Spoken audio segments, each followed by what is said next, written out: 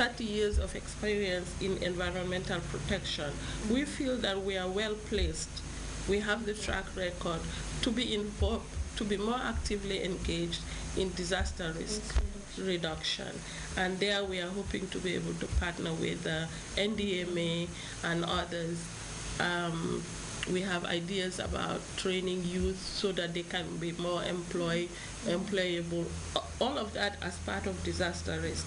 Because disaster risk, in my mind, is not just about the environment per se. It's about enabling individuals and families to be able to protect themselves from risk, no matter what the risk is.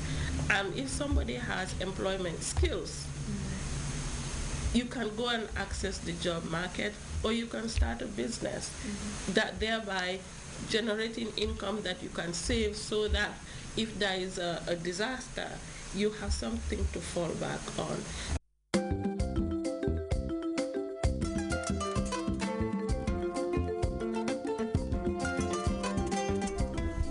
We've seen quite a lot of mango jams here, but before they get to this stage, what process do they go through? Okay. What you see here is like the second phase in the production cycle. This is when the fruit have been boiled, they've been cooked, and additives, some seasoning added there, and then they are stored in these large-sized jars, waiting for orders that will allow us now to reboil, put them in smaller jars, label them, and then transport them to the consumers. So this is the stage just before the final packaging, bottling, yes. And some of this can be here for like 6 months to 1 year, but because of the way it's been packaged, it does not spoil. It does not spoil. So what variety of mangoes do you use? Or you can use any type of mango? What we have here mostly is the jur. Yes, and we find that that one works very well for jam and chutney. And because it doesn't have a lot of fiber, it's easier to process as well. So we find that one works very well, and that's what we use. What about the mangoes? Do you run out of mangoes? Well, in fact, just before you asked the question, the answer came through my head. It's like I knew you were going to ask it. Yes, because we want to maintain a year-round supply production, and the mango season is just for a period. It's a season, yes. So what we then do is we stock up this way, and this gives us enough for the final product for throughout the year. This is how we deal with it. This is how we deal. So even in the dry season, when mangoes are not available, you will still have jam? We will still have jam. Yes, we will still have mango jam, which is also an additional objective for why we are doing, so that you have a year-round supply of the fruit, but not in its original form. You know, because again, value added is something that the government is promoting a lot, so that producers and farmers can make more money out of their produce.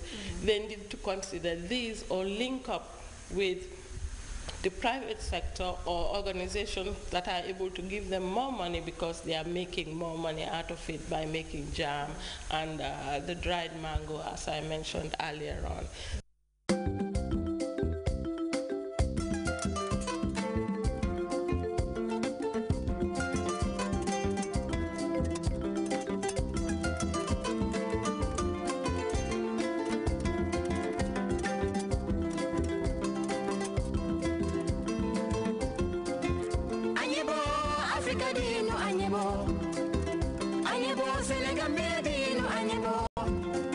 How old are these mangoes, and when do you actually transplant them? At this stage, they are about 1 year. 1 year? 1 year, yes. But you can transplant maybe within a space of 1 year. Sometimes you can also transplant more than 1 year. And the reason being, some farmers, those who did not have, better fencing, they would rather have it, have it maybe at a height of maybe 2 meters and above, so that at least when they plant it, it will not be easily fall down by animals. The stem is strong, and then it, to fold it over using animal to lean on it and to bring it down will be difficult because the stem is strong. We need to water them regularly, especially the dry season. At this time of the year when we are the peak of the dry season, you need to water them regularly.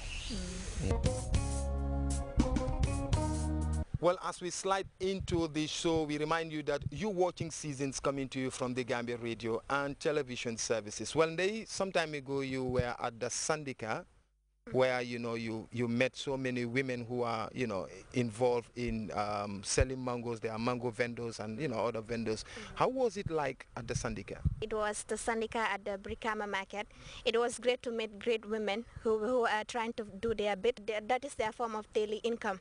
And if there's one thing they all have in common, is the problem of inadequate space and also inadequate storage facility, something that definitely needs to be looked at. Business of the mangoes is on a smooth sail, we thank God. Like any other business, it has its ups and downs. Our main problem is space. This place is barely enough to house all the women here. We also need to have one Sandika in Brikama. We experience a lot of losses due to rotting of the mangoes. We have over 3 different Sandikas in Brikama, which is not of any help to us. Well, I wouldn't say the sale of the mangoes is going as we have anticipated. We are selling the mangoes at prices as low as $5, but we don't have much sale. Mango is very perishable and can barely make it for more than 3 days. A greater number of the mangoes perish to our expense. Because mangoes are very perishable, we sell them at very cheap prices to Senegalese. We rather sell them at cheap prices than watch them rot. Mangoes really make you feel better. Beyond being delicious and rich in vitamins, minerals, and antioxidants, mangoes contain enzymes with a stomach-soothing property similar to papain found in papayas. These comforting enzymes act as a digestive aid and can help partially responsible for that feeling of contentment we experience during and after our daily mango ritual. Research has shown that dietary fiber has a protective effect against generating diseases, especially with regards to the heart, may help prevent certain types of cancer as well as lowering blood cholesterol levels. Mangoes are an excellent source of vitamins A and C, as well as a good source of potassium and contain beta-carotene. Mangoes are high in fiber but low in calories, fat, and sodium. Mangoes are a good staple for your daily